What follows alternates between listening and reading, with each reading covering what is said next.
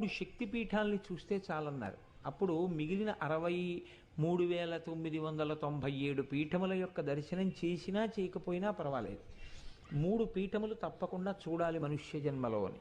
అందులో పంజాబ్ రాష్ట్రంలో ఉండేటటువంటి జలంధర్ అనబడేటటువంటి నగరంలో ఉన్నటువంటి అమ్మవారి యొక్క పీఠాన్ని జలంధర పీఠము అని పిలుస్తారు. ఆ పీఠంలో ఉండేటటువంటి అమ్మవారి దర్శనం చాలా గొప్ప శక్తివంతమైనటువంటి దర్శనం కాబట్టి అక్కడ అమ్మవారి దర్శనం చెయ్యాలి అని.